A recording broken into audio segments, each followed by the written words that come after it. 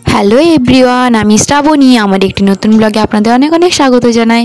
তো আপনারা সবাই কেমন আছেন? আশা করছি খুব ভালো আছেন, আর আমিও কিন্তু খুব ভালো আছি।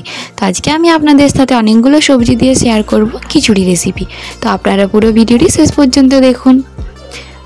আশা করছি ভিডিওটি খুব ভালো লাগবে। ভিডিওটি ভালো লাগলে পাশে থাকবেন। তো দেখতে থাকুন ভিডিওটি পুরো।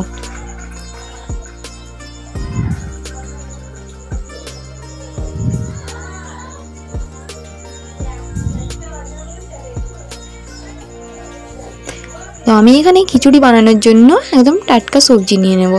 এখানে আমি নিয়ে নিয়েছি বাঁধাকপি, টমেটো, বেগুন, গাজর, বরবটি, কুমড়া, কাঁচকলা, আলু। তো এইগুলো দিয়েই আজকে আমি খিচুড়িটা বানাবো। এখানে আমি সবজিগুলো কেটে নিচ্ছি। তো দেখুন, আমি বাঁধাকপিটাকে কেটে নিলাম, তারপর সব সবজিগুলো কেটে নেব। এখানে আমি নিয়ে নিয়েছি ডাল, চানা ডাল আর সব রকমের সবজি তো কেটে নিয়েছি। এইভাবে কেটে নিয়েছি সবজিগুলো। বাঁধাকপিটা আলাদা কেটেছি। এই দেখুন, বাঁধাকপিটা এইভাবে আমি কেটে নিয়েছি। আর এখানে নিয়েছি মসুর ডাল আর চাল। 1 কিলো চালের আমি খিচুড়ি বানাবো আজকে।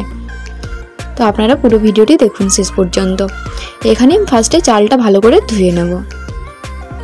দেখুন, আমি ভালোভাবে চালটা ধুয়ে নিচ্ছি ফার্স্টে। আর মসুর ডালটা আর কিন্তু চানা ডালটা ভিজিয়ে রেখেছি, ওইগুলো ভালো করে আমি ধুয়ে নেব।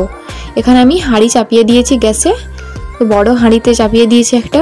তারপর জলটা গরম করে নিয়েছি আর চালটা ছেড়ে দেবো। চালের পর আমি ডালটাও ছেড়ে দেবো একইভাবে। 2 রকমের ডালটাই আমি ভালোভাবে ছেড়ে দেবো। ডালগুলো কিন্তু ভালোভাবে ধুয়ে নেবেন। দেখুন, আমি ছেড়ে দিয়েছি গরম জলের মধ্যে।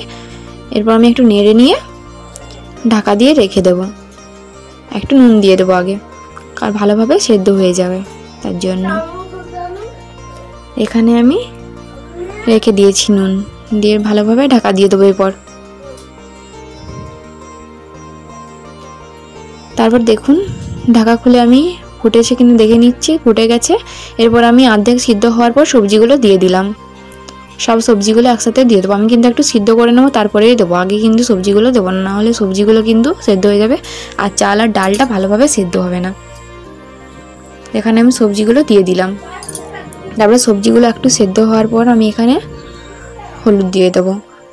সবজিগুলো একটু মিশিয়ে নিচ্ছি চাল আর ডালের সাথে।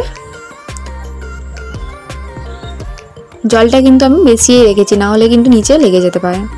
তারপর আমি সবজিগুলো ঢাকা দিয়ে দেবো। এখন আমি কিন্তু হলুদ দিচ্ছি না। তারপর দেখুন, আমার সবজিগুলো প্রায় অর্ধেক সেদ্ধ হয়ে গেছে,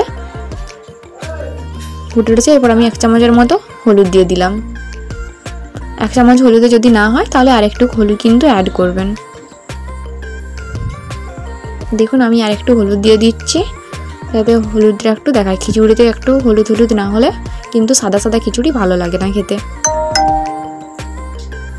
দেখুন, সবজিগুলো সব মিশে গেছে একদম। তারপর আমি ঢাকা দিয়ে সেদ্ধ করে নেবো আরও ভালোভাবে। তারপরে ঢাকাটা খুলে আবার দেখে নিচ্ছি কিছুক্ষণ পর। একদম ভালোভাবে সেদ্ধ হয়ে গেছে, কিন্তু জলটা আছেই অনেকটা। তো জলটা আমার মরে যাক আর খিচুড়িটা সবজিটার সাথে জুড়ে যাক। তারপরে আমি খিচুড়িটা সেদ্ধ হয়ে গেছে, তালটা মরার পরে নামিয়ে নেব। এখানে আমি খিচুড়ি বানানোর জন্য নিয়ে নিয়েছি পেঁয়াজ, টমেটো, গোটা জিরে, কাঁচা লঙ্কা, তেজপাতা আর আদা রসুনের বাটা।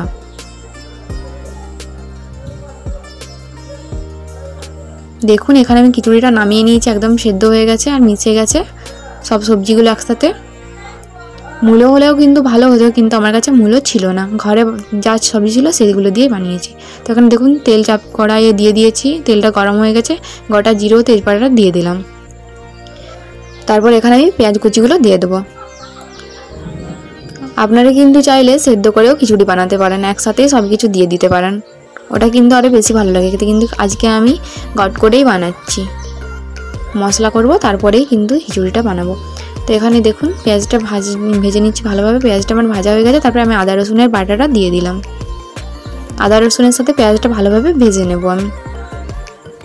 জিরেটা আমি একটু বেশিই দিয়েছি, কারণ খিচুড়িতে জিরে একটু খুব বেশি ভালো লাগে খেতে। শুকনো লঙ্কাটা দিলাম না, কারণ আমি এমনিতেই আগের থেকে অনেকগুলো লঙ্কা দেবো, তার জন্য কাঁচা লঙ্কাটাই অ্যাড করব।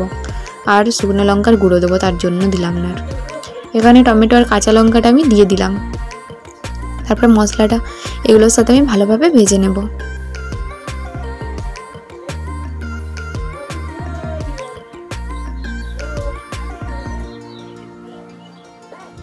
তো টমেটোটা যাতে সেদ্ধ হয়ে যায় তার জন্য আমি ভালোভাবে ভেজে নিচ্ছি। তারপর আমি এখানে মশলা দিয়ে দেবো। আগের থেকে হলুদ দেওয়া ছিল, তার জন্য আমি এখানে 1 চামচের মতো হলুদটা দিয়ে ভালো করে ভেজে নিচ্ছি। 1 চামচের মতো ধনে গুঁড়ো, 1 চামচের মতো জিরে গুঁড়ো আর 1 চামচের মতো লঙ্কা গুঁড়ো দিয়ে দেবো। তারপরে মশলাটাকে আদা রসুন ও পেঁয়াজের সাথে ভালোভাবে ভেজে নেব, যাতে মশলার কাঁচা গন্ধ না থাকে আর মশলাটা ভালোভাবে ভাজা হয়ে যায়। এখানে আমি মশলাটা ভালোভাবে ভাজার জন্য, টমেটোটা যাতে ভালোভাবে সেদ্ধ হয় তার জন্য এখানে জল দিয়ে দেবো। আমি কিন্তু এখানে গরম জল দিচ্ছি, আপনারাও গরম জলেই দেবেন, তাহলে টমেটোটা ভালোভাবে সেদ্ধ হবে। নুন দেওয়ারও দরকার হবে না, নুন দিলে একটু জলদিই সেদ্ধ হয়ে যায়। তো দেখুন আমার টমেটোও সেদ্ধ হয়ে গেছে, মশলাটাও কষানো হয়ে গেছে। এবারে মশলাটা আমি তেল বেরোনো অবধি ওয়েট করব, মশলাটা তেল বেরিয়ে যাক। তো আমার মশলা থেকে একদম তেল ছেড়ে গেছে। তারপর আমি খিচুড়ির মধ্যে দিয়ে দেবো মশলাটা, যেটা বানিয়ে রেখেছিলাম। খিচুড়ি একদম সিদ্ধ পুরো রেডি, আমার মশলাও রেডি। তারপর আমি খিচুড়ির সাথে মিশিয়ে নেব। আপনারাও বাড়িতে এইভাবে বানিয়ে দেখবেন, খুব সুন্দর লাগবে খেতে। এই বর্ষার দিনে তো খিচুড়ি হলে আর কিছু চায় না।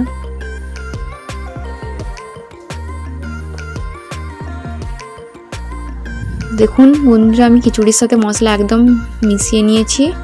আপনারা কিন্তু মশলা সব কিছু দিয়েও করতে পারেন সেদ্ধ করে, ওটাও কিন্তু খেতে খুব সুন্দর লাগবে।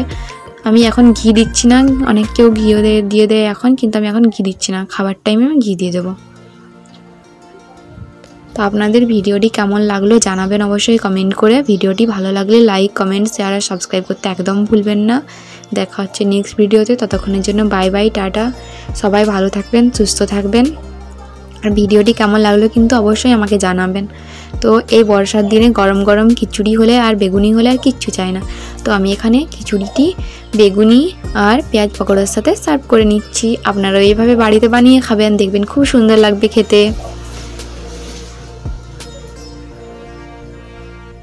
ভিডিওটি ভালো লাগলে অবশ্যই জানাবেন। সবাই ভালো থাকবেন, সুস্থ থাকবেন। এরকম গরম গরম খিচুড়ি খাবেন বর্ষার দিনে। দেখুন বন্ধুরা, আমার খিচুড়ি একদম খাওয়ার জন্য রেডি। তো দেখা হচ্ছে নেক্সট ভিডিওয়, ততক্ষণের জন্য bye bye, tata, thank you.